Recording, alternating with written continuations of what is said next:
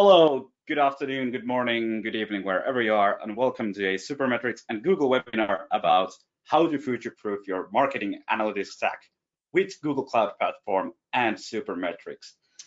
My name is Riku Mikkonen. I work here at Supermetrics as a marketing ops lead, and I also run our webinars, and I'm really glad to see all of you here today. Before we go further ahead, I just want to remind you that please, when you close the webinar screen, give us feedback. We'll be having a live Q&A. This is not a recorded session, so we're having a live Q&A session at the end, so just feel free to use the question tab there and send us a question for that. And then, of course, if you find anything interesting here about our products, go to supermetrics.com and sign up for a free trial. But that's enough of the introduction there. Let's go forward with the main stars of today's webinar. First of all, we have Magnus Fagerton from Google here. Hello, Magnus. Hi, I'm Magnus. I work as a data specialist in Google Cloud. So I help our customers get the most out of our products, like our analytics stack, for instance. Great. And then we have our own Evan Kading here from Supermetrics, our senior sales engineer. Hello, Evan. Excellent. Hey, everybody. Hey, Riku. Hey, Magnus. Good to be here. Like Riku said, I'm a senior sales engineer here at Supermetrics. Several years experience using the products, liked them so much, I decided to join a company where I help customers day in, day out, extract value from their marketing and sales data. Great. Thank you, Evan. And Evan, I'll let you take it from here. All right. Excellent. Thanks, Riku. So let's go ahead and jump into the essence of why we're here today. So in a nutshell, I want to go over Supermetrics and why it provides value to all kinds of marketers and people who consume marketing data throughout the organization. We know that as the complexity of the marketing landscape increases, as does the complexity of our organizations, right? And so what we at Supermetrics specialize in doing is grabbing that data from those marketing data sources, unifying it, and putting it to where that data ends up being the most useful, right? So we deliver that data to a variety of different sources. As you can see on the right, we have delivery solutions for Google Sheets, for Excel, also for Google Data Studio, among several other kinds of data visualization platforms, in addition to several different data warehouses, one of which, and our most popular of which, is Google BigQuery. So at the end of the day, what we do is we help companies streamline their operations, extract more value from their data and analytics solutions using our suite of marketing connectors. So let's jump into just quickly some background on the company. Been around for around 8 years, have over 500,000 users using a variety of our different products across the stack. We have a range of customers, everyone from solopreneurs, entrepreneurs, marketing consultants, all the way up to Fortune 500 companies using our stack. With a repertoire of over 16,000 companies across the globe, we actually report on almost or approximately 10% of global ad spend through our tools. So you're in good company if you're here looking at Supermetrics as a tool. We have plenty of different customers with different use cases that have used our tools, whether we're moving data to Google Sheets, Google Data Studio, or Google BigQuery, depending on the complexity of your needs. So just jumping forward into the overall kind of part of the product that we want to talk about today, and some of the solutions that we have and what we want to talk about. Today's not going to be a product demonstration. We're not here to necessarily sell you a specific tool or specific service. We're here to talk about some of the challenges that we see customers facing and some of the solutions that we want to be able to enable our marketers and our sales teams and our engineers who support them to basically build scalable and maintainable analytics solutions that deliver organizational value across both small and large enterprises. So let's talk about some of the problems here. When we're talking to marketers, right, one of the key things that we find is that whether you're bidding on PPC strategies across different search engines, whether you're buying programmatic inventory, whether you're buying display ads on a number of different social sources, you're going to see oftentimes marketers making decisions within the context of that platform alone, right? And that's what we refer to as in-app reporting. And what we find is a lot of times there's one or two people in the organization maybe making these decisions, they don't necessarily have the organizational awareness associated with what might be happening in some of the other platforms. In addition to that, if you do have a larger team making edits or adjustments on the fly, they may be analyzing the data in different ways, leading to different conclusions and different sets of results. And so this in-app reporting leading to scattered results is really one of the issues that we see for marketing teams when we're talking about performance marketing, paid advertising, anything with regard to analytics. Is in-app reporting often leads to a bifurcation or potentially dilution of a lot of the results in analytics reporting. Another piece we like to address is that a lot of these solutions that we work with, they have very specific ways that you have to download data, you have to format it. Oftentimes we see companies basically really just grabbing data from the source in whatever fashion it comes, whether that's through a CSV export, an Excel report, or some kind of downloaded, we've even seen PDFs in the past, right? And it's very hard to build an automated and scalable process around that reporting layer if so much of it has to be manual. There's a lot of steps in the process with regard to continuity, with regard to data formats, with regard to timeliness. All of these are things that ultimately in 2021 are automatable, right? And those are some of the things that we want to help improve in scaling out the efficiency of reporting and the subsequent analysis of that data using the tools that we're going to talk about today. And finally, not to mention, there's significant discontinuity between a lot of the platforms that are reported on. If you're buying programmatic inventory using one DSP, using another DSP, are they counting impressions the same way? Are they counting costs the same way? Are they in the same currency? A favorite of mine is, what is a video view? Is it 2 seconds? Is it 3 seconds? Is it in screen? Is it not? There's a lot of different decisions to be made, right? And not all of the platforms are super transparent about how this works. With a lot of what we're going to talk about today, we want to give you the power to decide, is an impression from one platform? What does a video view look like? And how can we enable marketers to make those contextual decisions based on the platforms that they're using in their reporting? All of this really leads up to a smaller return on advertising investment, right? A lot of what we've talked about feels like small potential for error in the reporting stack, but when you add it all up, especially when you talk about the compounding effect of manual errors, delay in processing, it can really lead to a significantly reduced ROI in your marketing spend across your stack. So let's talk about why that's important, because if you're talking about significant ROI, right, and that's your ultimate goal of marketing spend, right, when you're talking about results and conclusions, it's really important to hone in on organizational continuity. And this becomes really hard to do when you have people gleaning insights from the platforms in their own right. Like we said, discontinuity among metrics leads to different conclusions being drawn that may not necessarily resemble the whole picture. We talked about data timeliness, right? Authentication, getting the ability to download data from oftentimes clunky interfaces that's going to be in different formats. This time to insight is one of the significant challenges that we have organizations finding that come to us with these kinds of problems. Many customers are in the cadence of reporting on this data to their stakeholders or to their clients on a weekly basis, some are even a monthly basis. We argue this should be a daily basis, right? We argue that this should be on a rolling basis where you can track, you can optimize, and when all of this is automated, you can ensure that the insights are getting to the decision makers and the people with the impact and the power to make impact in the most timely way. And then finally, we need to make sure that this data is imbued with the business logic as well, right? Viewing data in its own, in isolation, is not going to make a significant impact in the business. It's not going to generate ROI unless it is contextualized within what the business is trying to achieve. So how can we improve this, right? We've talked a lot about kind of what some of the problems are and some of the solutions can be.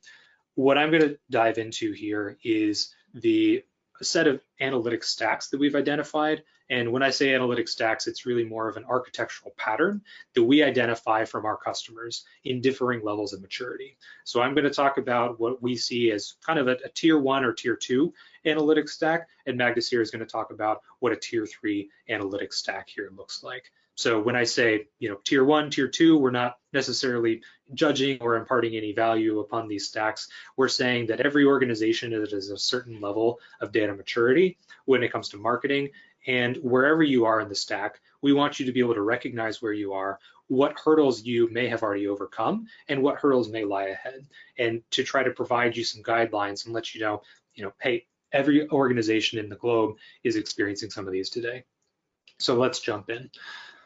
So a tier 1 stack this is really what we suggest for our customers that are beginning to outgrow their solutions for manual data reporting, or potentially outgrowing some of our entry-level solutions for Supermetrics, right? Moving data directly to Google Sheets or moving data directly to Google Data Studio.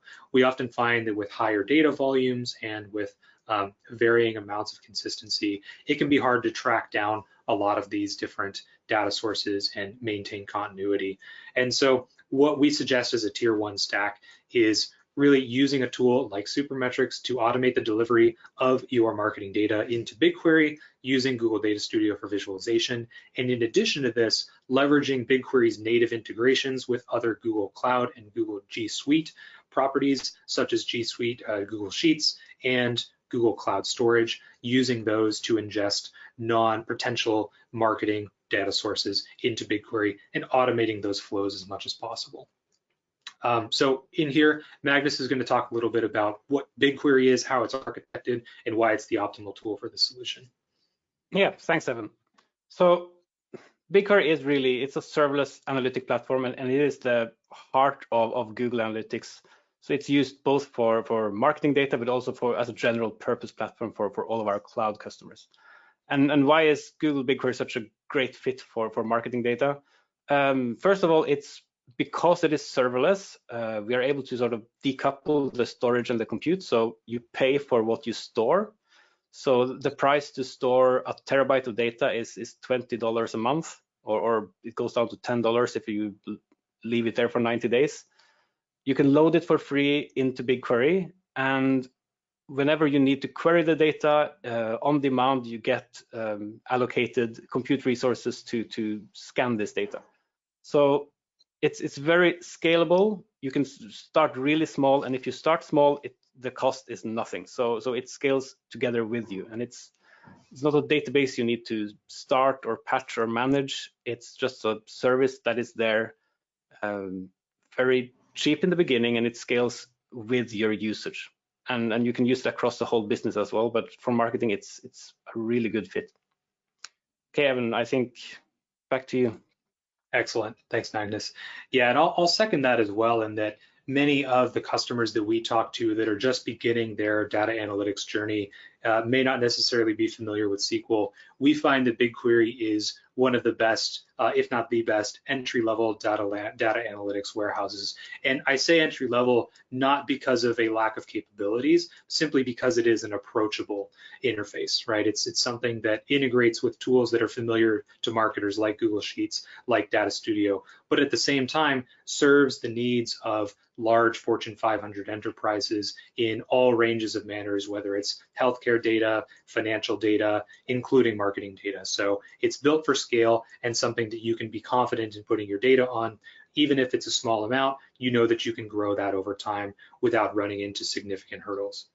So let's talk about this tier 1 stack, right? What does a tier 1 stack solve? So we get to the point where we have a comprehensive monitoring of ad spend across different sets of media, right? So like we talked about, programmatic, display, social, organic, analytics, right? All of that is there, right? We're talking about true centralization and a single point of access for all of these different data points across the organization. In addition to that, transfers are fully automated, right? We're syncing data directly from Google Cloud Storage, from Google Sheets, and from your marketing data sources with a tool like Supermetrics. And all of this is happening automatically on a daily basis, right? So we're already getting rid of the authentication, the data manipulation, the downloading of files and copying and pasting them into a report, and a significant amount of this, the visualization creation, right? So to a large degree, we're knocking out a significant amount of the complexity associated with marketing, reporting, and monitoring just with this single stack. And this is very approachable for marketers of all different shapes and sizes. We have marketers who have never touched SQL before. We make it very easy for them to get the data into BigQuery, store that 2-3 years of historical data, visualize that in Data Studio, and leverage those insights for their reporting. Now, with that, there are, of course, some limitations of the Tier 1 architecture, right? We are still talking about storing data in a centralized data warehouse. However, that data may be stored in separate tables, right? And so if that data is stored in separate tables, it may not necessarily be as useful for gleaning a holistic view of the organization. Number 2 is query complexity. This can start to increase, and where you might start to see, hey, we've got all this data now in BigQuery. It'd be great if we could start to unsilo it. However, that starts to increase the complexity and might be the point where you might want to start considering, hey, we might need a full-time analytics hire or some help in getting this data unsiloed inside of our data warehouse, right? And from an analytics maturity perspective, this is what we call a Tier 1 architecture. You really don't necessarily need a dedicated full-time data warehouse, analyst or someone like that. Anyone that knows a little bit of SQL in that case will be able to help you transcend to the Tier 2 architecture. So let's talk about what that looks like here. So Tier 2 architecture, we add a few more elements of complexity. So over on the left, you're going to see we have Supermetrics, Google Sheets, and Google Cloud Storage as our source, moving that into Google BigQuery as well. In addition to that, we have some connections with on-prem databases and other business data sources as well. So this is where we're starting to connect some of these other data sources into BigQuery, where we can start to contextualize the value that marketing is bringing to the business. Maybe we're bringing in sales data from your CRM or ERP. Maybe we're bringing in potential other kinds of data sources like transactional data, right? We're bringing that into Google BigQuery in a way in which it is more contextualized. The piece there in the middle where you see Google Sheets for building categorizations, this leverages a unique property of BigQuery, which allows BigQuery to query data inside of a Google Sheet that can be manually updated, right? And we see marketers all over the globe that want to be able to annotate or categorize or do different kinds of operations on their ads to say, hey, I have all of these ads, they're running in different places, but I want to build some common themes between them. This is kind of that step between the raw storage layer and the reporting layer that you see here. The other reason that we have the reporting layer is because as data size and data complexity grows, you want to make sure that that data is as fast as possible. That connection between the data inside BigQuery and the data inside Google Data Studio, you want that to be as fast as possible. So that's why we have the kind of cycled refresh jobs there. So you can fully, what is known as materialize the data and bring it into a form that is fast and ready to query within the Data Studio environment. So like I mentioned, a few more moving pieces here, nothing to be scared of at this point though. So let's talk about why you would want to move forward with this piece here. So Tier 2, what does this solve? So we're talking about now a solution that has I'd say a fairly low but still reasonable degree of complexity, right? But this allows you to do some more prescriptive analytics, right? Figure out what's happening, imbue the business data, or imbue the marketing data with business logic to understand what's happening across your different marketing platforms. Categorizing your media allows you to really get to the core of what's happening, right? All of these DSPs, these different social platforms, they're going to have different, ad sets, campaign structures, things like that. You want to be able to harmonize those as much as possible. And we find that BigQuery's integration with Google Sheets is an excellent way to do that and provide a CMO executive level summary of what tactics, what strategies, what creative methods might be working best.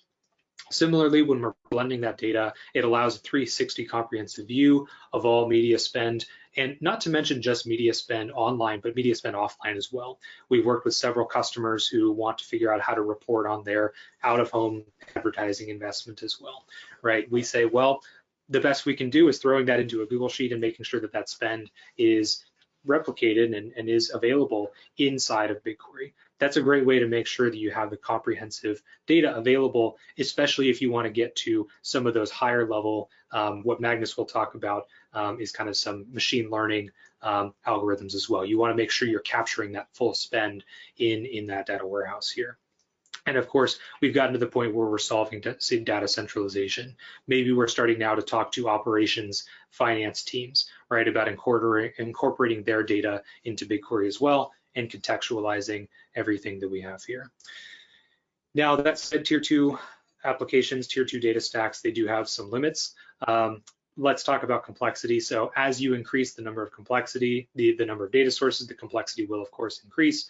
More dependencies, more downstream requests. This is going to result in a potential where you're going to need to make sure that the data is is of high quality and is still meeting the standards that you have, and it needs to be kept up to date, right? We know that marketing is changing every day, and it can be hard to keep up with a lot of these changes.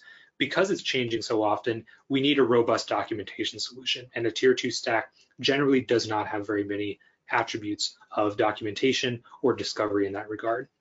And what we often find is companies that do have a tier 2 stack are often reliant on a single person. This can be tough. Like I said, it is going to require you to have at least 1 or 2 different people who usually have some kind of data warehousing or SQL experience, but you're going to want to get to the point where you can have maybe a team of 3 to 5 people who can start to work on and maintain this, at least for the marketing team, right? And so working with these different people is important. That way you're not building up a dependency on a single person in your own organization. To help address some of these challenges, Magnus is going to walk us through what a tier 3 architecture looks like, and once you achieve that, what you can achieve outside of that context as well. Definitely, just to add on what you said, this is often the point where I come in and start talking to the customers when they feel they're hitting a ceiling because they start to slow down. They're not anymore able to onboard new processes or answer questions because they need to make sure that their data pipeline keeps running and they are putting out fires, and then the dependency on single persons make them they need to talk to one person to make sure that the data pipeline doesn't break if they introduce something new. So this is a very common both for marketing and for regular data warehouses. So what I'll propose is to add in something we call tier 3 here, which is often called the modern data stack. So here we add in a layer to handle the transformations. I'll have 2 products we'll talk about in a moment, which is dbt and Dataform. So what they accomplish is that you write out all your transformation into code, and in this way you're able to make sure that the data pipelines doesn't break. You get better documentation for it. It's easier to cooperate on them with many people. You also use like a code repository like GitHub or Google source repositories, and maybe you will add in some sort of orchestration to make sure that you drag in data from other sources. So go a bit further into dbt or Dataform. So dbt is a very common product in the marketing and the modern analytic warehouses. Dataform is a product that Google bought back in December. So what this product does is that it gives you control over the data pipeline from the moment it hits into BigQuery until you have created your reporting tables. So you still use a tool like maybe Supermetrics, or you load data into Google Cloud Storage and get it into BigQuery. That's sort of the extract and load phase, and the transformation phase you do with Dataform. So it's suddenly easy for the analysts to write these data pipelines because they're all done in SQL. And you get more reliability by using these classic software engineering principles, where you can do automated testing, you can version them, you can make sure that everyone has a test environment where they can test the data pipelines before you run them. So just to show you quickly what does the code look like. So here's an example of SQLX, which is data form code. As you can see on the right-hand side, we have this ref function that refers to what table or view that should be used here. So it's a regular SQL query, but you add in this ref function to reference something. And as you can see on the graph on the left-hand side, you have incoming, you have, for instance, a post answers, and then there's a view on top of it, and there's a post combined table that combines these two, the post answers and the post questions. So by having these references all the time, the data pipeline is created by dbt or data form, and that makes it so you don't have to worry about scheduling things at the right time. Whatever is dependent on something else will run at the correct time. And this will also give you the full, a lot easier to collaborate inside the team or across teams, because you can do pull requests to GitHub. You can sort of collaborate in a modern data way. So tier 3 will give us sort of this automated testing of data pipelines and of the data. You can add in sort of, you can check that the data is unique. You can check that keys are unique inside with just a simple option inside the code. You have source controlled, so you can easily roll back if something is wrong. You can have peer reviews. You can change tracking. For orchestration, you can put up triggers so you know that, okay, now the data has come in from all of my source systems, then I'll trigger the job, so you're no longer reliant on, okay, first the job will run at 10 and then another one at 10:15, and if that one, the previous one didn't finish, then nothing will be correct. So you get away from all of this orchestration that can be an issue. So again, it's all about teamwork. It's about having the development speed you need to move the team forward and to deliver new functionality to the business. So finally, let's have a quick look at what the next level would be. So future architecture, like this is what I'm recommending to anyone who wants to do analytics, if it's marketing or data warehousing or whatever it is essentially the same. Maybe you will add on Looker or other BI tool. You can add in anything from Tableau to whatever you have. Or you can add in machine learning models on top of this. If you have the data in a good and clean way, it's a lot easier to do machine learning. So just to leave you with something, machine learning is often, it's been hyped a lot in the past years, but now it's getting a lot easier to use. And I'll just show you a quick use case. Inside of BigQuery, we can use something called BigQuery ML, which is built in. And here, a classic way of using it is to have personalized recommendations. So for instance, if you're sending out a newsletter, I'm getting lots of newsletters from businesses I've been in touch with, and very often these recommendations are not personalized. They send out the same to everyone. But it's very easy to create a model where you segment all of your customers into different segments, and then you can build recommendation models on top of it, so you're sure that you recommend the correct things. And this is, I'll post a link in the chat afterwards, but we have lots of documentation for how to create this on marketing data. So it's not as hard as it looks, even for a non-machine learning person like myself. Okay, back to you, Aaron. All right, thanks, Magnus. So in conclusion, let's talk about what we've covered today. So we've talked about how important it is to start centralizing your company's data, right? We talked about how data fragmentation, the friction associated with getting those insights, can oftentimes impede decision-making and reduce the effectiveness and the ROI of marketing investment, right? We've also talked about different levels of maturities that organizations will go through as they build these stacks and the different complexities that they'll begin to face as they grow along these different trajectories, right? And I think the most important thing that I want to emphasize is getting started does not need to necessarily be scary, right? You don't necessarily need someone on your team that knows SQL to start getting started and start moving data into BigQuery.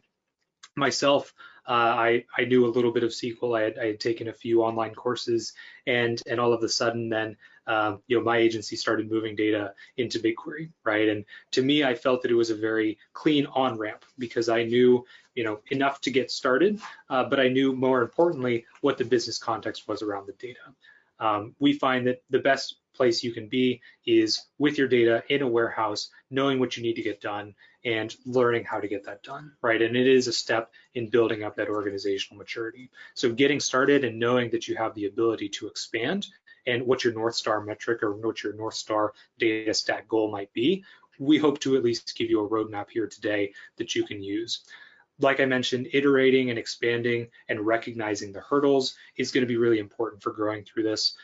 Every company on earth is going through this and is at some stage of the analytics stack in terms of their maturity, right? We talk to customers every day that are in the tier 1, tier 2, right? They've built some automation using Google Sheets. They're maybe reaching the limits, whether it's data size or complexity.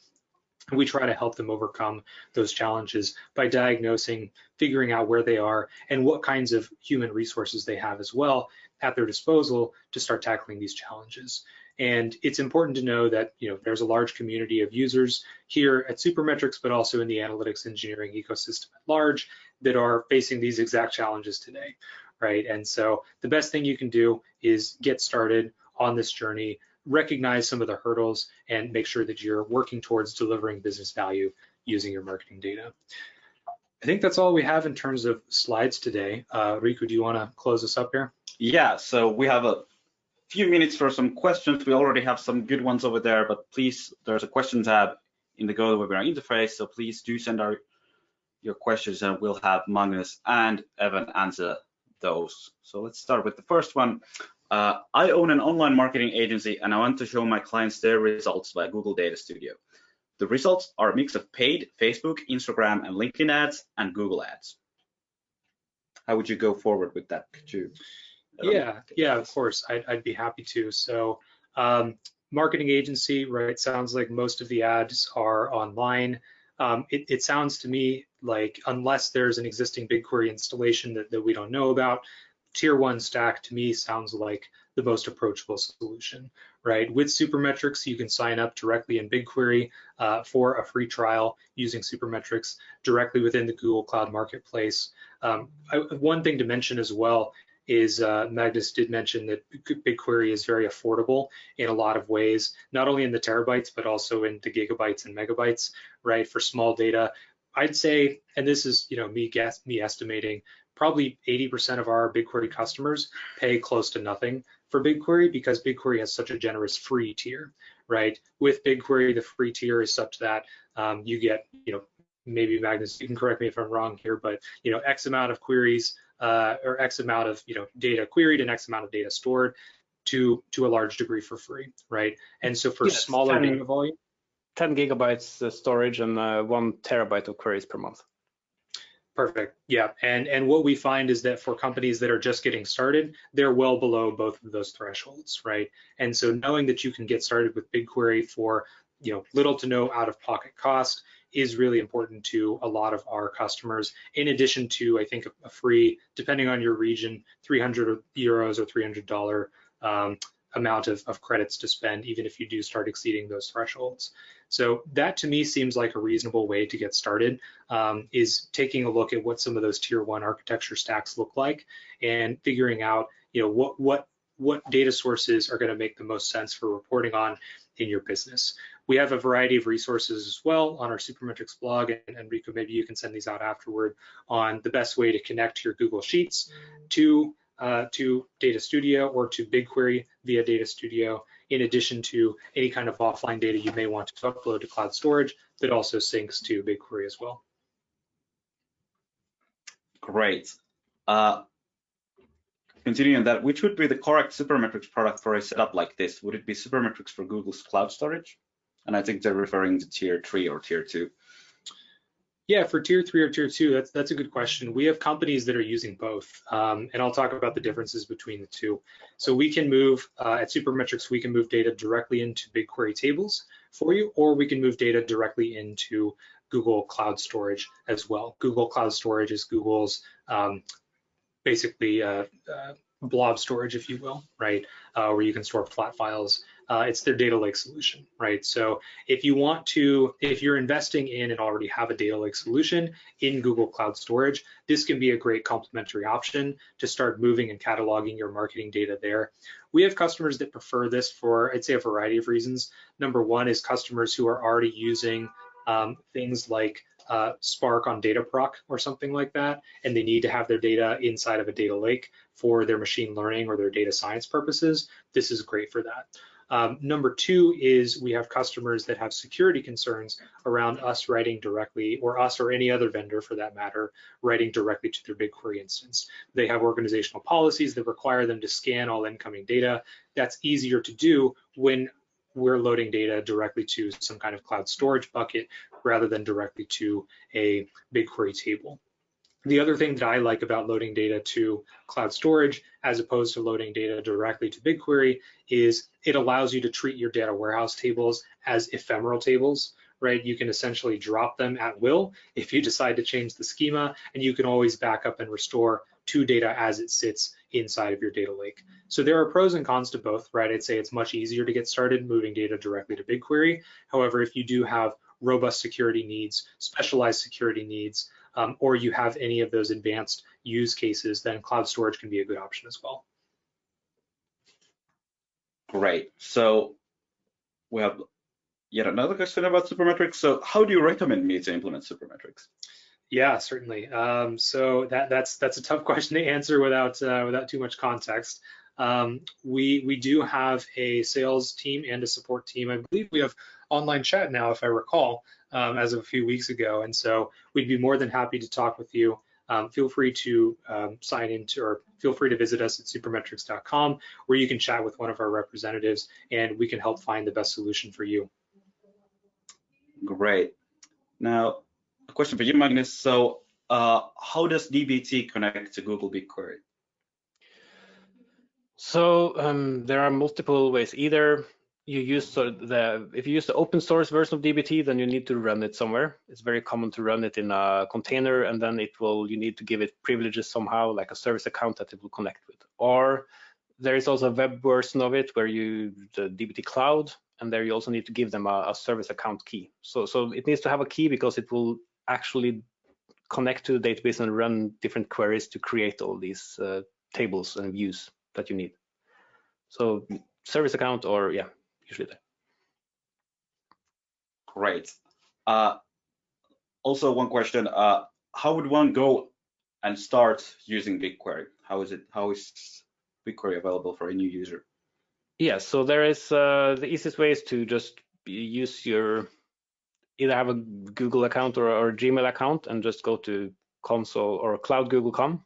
There is a free trial for 3 months if you want to get started. There is also a generous free tier, like we mentioned, so you can run BigQuery for free for a while, as long as you don't have too much data in there. So just go to cloud.google.com.